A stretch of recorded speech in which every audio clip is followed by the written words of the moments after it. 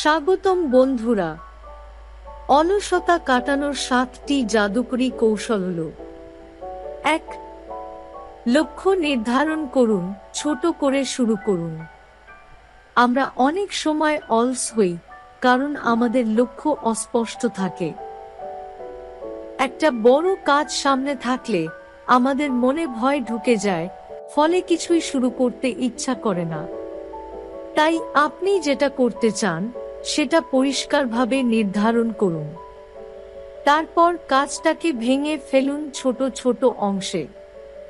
যেমন পুরো বই পড়ার চিন্তা বাদ দিন, শুধু প্রথম 5 পৃষ্ঠা পড়ার লক্ষ্য ঠিক করুন।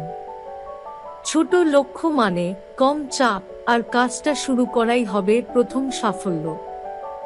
2. সময় ঠিক করুন, টাইমার চালু করুন। নিজেকে একটা নির্দিষ্ট সময় দিন, ধরুন 10 বা 15 মিনিট। এই সময়টাতে শুধু ওই কাজটাই করবেন, অন্য কিছু না। মোবাইল সাইলেন্ট রাখুন এবং একটি টাইমার সেট করুন। এই কৌশলকে বলে পমোডোরো টেকনিক, যা বিশ্বজুড়ে কার্যকর বলে প্রমাণিত। 15 মিনিট পর আপনি হয়তো ভাববেন, আরও একটু করি, আর এভাবেই অলসতা কেটে যাবে। 3. কাজের আগে শরীর নড়াচড়া করুন। অলসতা অনেক সময় আসে শরীর চুপচাপ থাকার কারণে। একটু হাঁটাহাঁটি করুন, জাম্পিং জ্যাক্স বা হাত পা নড়াচড়া করুন, মাত্র 2 থেকে 5 মিনিট। এতে শরীরে রক্ত চলাচল বাড়বে, মস্তিষ্কে অক্সিজেন যাবে, আর আপনি হবেন চনমনে।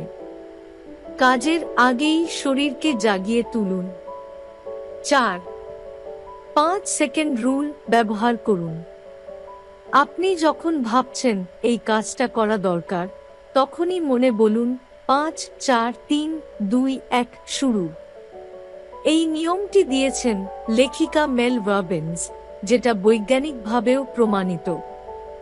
ব্রেইনকে বেশি ভাবতে না দিয়ে আচমকা কাজে লাফিয়ে পড়লে আলসের জায়গা থাকে না। 5. পারফেকশনিজম বাদ দিন। অনেকে অলস হয়ে পড়ে কারণ তারা ভাবে, ভালোভাবে না পারলে করব না। এটা হলো পারফেকশনিস্টদের ফাঁদ। মনে রাখুন, খারাপভাবে শুরু করলেও শুরু করাটা জরুরি।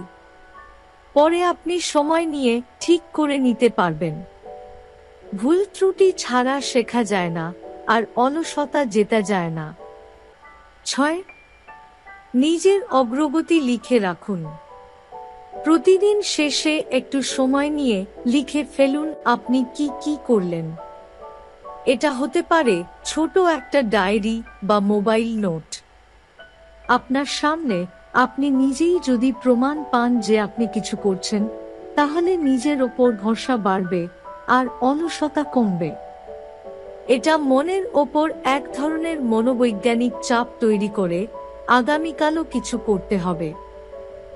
7. পুরস্কার দিন নিজেকে।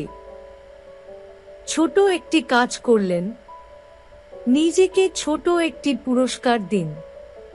হতে পারে প্রিয় গান শোনা, একটু চকলেট খাওয়া, বা 5 মিনিট ইউটিউব দেখা।